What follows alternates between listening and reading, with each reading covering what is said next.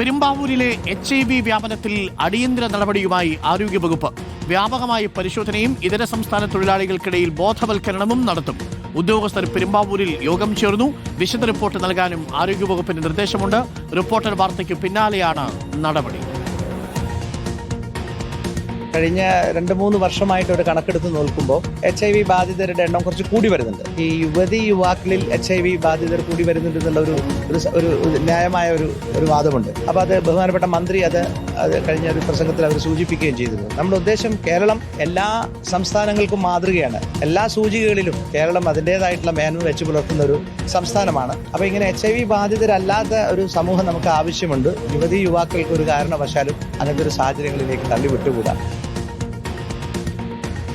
നല്ല രീതിയിൽ റിഗറസ് ആയിട്ടൊരു ക്യാമ്പ് നടത്തണമെന്ന് ഞങ്ങൾക്ക് പ്ലാനുണ്ട്. അതിൻ്റെ ഭാഗമായിട്ട് ഞങ്ങൾ ഫെബ്രുവരി 22 ഈ പെരുമ്പാവൂർ ഏരിയയിൽ ഒരു മാക്സിമം മൈഗ്രൻസിനെ എത്തിച്ചുകൊണ്ട് അവർക്ക് അട്രാക്റ്റീവ് ആയിട്ടുള്ള രീതിയിൽ ഒരു കൾച്ചറൽ ഫെസ്റ്റ് പോലൊക്കെ നടത്തി HIV ടെസ്റ്റിംഗ് മാത്രമല്ല ജനറൽ ടെസ്റ്റിംഗ് അതിൻ്റെ കൂട്ടത്തിൽ നമ്മൾ HIV അവർ കൺസെൻറ്റോടുകൂടി നമ്മൾ ടെസ്റ്റ് ചെയ്യാവും.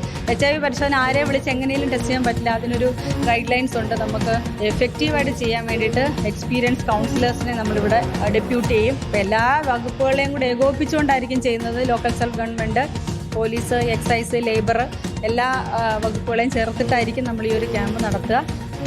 അർജുൻ മട്ടന്നൂരുണ്ട് കൂടുതൽ വിവരങ്ങളുമായി. അർജുൻ മട്ടന്നൂർ, നമ്മൾ പുറത്തുവിട്ട വിവരമാണ് പെരുമ്പാവൂരിലെ എയ്ഡ്സ് ബാധിതരുടെ എണ്ണം കൂടുന്നു, പ്രത്യേകിച്ച് അതിഥി തൊഴിലാളികൾക്കിടയിൽ എന്നുള്ള വാർത്ത. അപ്പോൾ ആ വാർത്തയെ തുടർന്നിപ്പോൾ ആരോഗ്യവകുപ്പ് കർശന നടപടിയുമായിട്ട് വരികയാണ്. തീർച്ചയായിട്ടും ഒരു ബോധവൽക്കരണം ആവശ്യമുണ്ട്, വ്യാപക പരിശോധനയും ആവശ്യമുണ്ട്. നാട്ടുകാരടക്കം ആ ആവശ്യം നമ്മളോട് പറയുകയും ചെയ്തിട്ടുണ്ട്. പെരുമ്പാവൂരിൽ ചിലയിടങ്ങളിൽ കാണുന്ന നമുക്കൊട്ടും പിന്തുണയ്ക്കാൻ കഴിയാത്ത ചില പ്രവണതകൾ അതിഥി തൊഴിലാളികൾക്കിടയിലുണ്ട്, അല്ലേ അർജുൻ? തീർച്ചയായും ഡോക്ടർ അരുൺകുമാർ, പ്രത്യേകിച്ച് ലഹരി ഉപയോഗം അതോടൊപ്പം തന്നെ ലൈംഗിക തൊഴിൽ, ഇത് രണ്ടും പെരുമ്പാവൂരിലെ അതിഥി തൊഴിലാളികൾക്കിടയിൽ വ്യാപകമായി തന്നെ ഉണ്ട് എന്നൊരു കണ്ടെത്തൽ തന്നെയാണ് ആരോഗ്യവകുപ്പ് അടക്കം നടത്തിയിരിക്കുന്നത്. നമ്മൾ പുറത്തുവിട്ട വാർത്ത അത് നവംബർ ഡിസംബർ മാസങ്ങളിൽ ഏതാണ്ട് 15 പേർക്കാണ് ഇത്തരത്തിൽ HIV സ്ഥിരീകരിച്ചിട്ടുള്ളത്. ഇതിൽ ഭൂരിഭാഗവും ഇതര സംസ്ഥാന തൊഴിലാളികളാണ്. അതോടൊപ്പം തന്നെ പ്രായപൂർത്തിയാകാത്ത ആളുകളുണ്ട്, മലയാളികളുണ്ട് എന്നതുകൂടി നമ്മൾ പുറത്തുവിട്ടിരുന്നു. എന്തായാലും ഈ വാർത്തയ്ക്ക് പിന്നാലെ ഇപ്പോൾ അടിയന്തര നടപടിയിലേക്ക് ആരോഗ്യവകുപ്പ് കടന്നിരിക്കുകയാണ്. ഇതിൽ ഏറ്റവും പ്രധാനപ്പെട്ട വെല്ലുവിളി അത് പരിശോധന നടത്തുക എന്നുള്ളത് തന്നെയാണ്. പ്രത്യേകിച്ച് ഈ സാമ്പിൾസ് ശേഖരിക്കുന്നവരുടെ കൺസെൻറ്റോടുകൂടി മാത്രമേ ഇത് പരിശോധിക്കാൻ കഴിയുകയുള്ളൂ. സ്വാഭാവികമായും അത്തരത്തിലൊരു ബോധവൽക്കരണം ഈ തൊഴിലാളികൾക്കിടയിൽ ആവശ്യമുണ്ട്.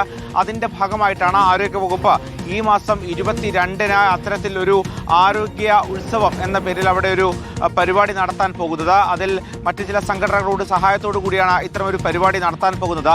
പരമാവധി അതിഥി തൊഴിലാളികളെ ഈ ക്യാമ്പിലേക്ക് എത്തിക്കുക, അവർക്ക് അത്തരത്തിൽ ആനന്ദിക്കാനുള്ള പല പരിപാടികൾ, കലാപരിപാടികൾ അടക്കം നടത്തുക, അതിനിടയിൽ ഇത്തരത്തിൽ എല്ലാ രോഗങ്ങളുമായി ബന്ധപ്പെട്ടും പരിശോധനകൾ നടത്തുക എന്നതാണ് ഏറ്റവും പ്രധാനപ്പെട്ട ലക്ഷ്യം. എത്ര തൊഴിലാളികൾ ഈ മേഖലയിലുണ്ട് എന്നതിൽ പോലും കൃത്യമായ കണക്കുകളില്ല. അതുകൊണ്ട് തന്നെയാണ് ഇത്തരമൊരു പ്രതിസന്ധി നേരിട്ടുകൊണ്ടിരിക്കുന്നത്. അതുകൊണ്ട് പരമാവധി ആളുകളെ ബോധവൽക്കരിച്ച് അത്തരത്തിൽ ഈ ക്യാമ്പുകളിലേക്ക് എത്തിക്കുക എന്നതാണ് ഏറ്റവും പ്രധാനപ്പെട്ട കാര്യം.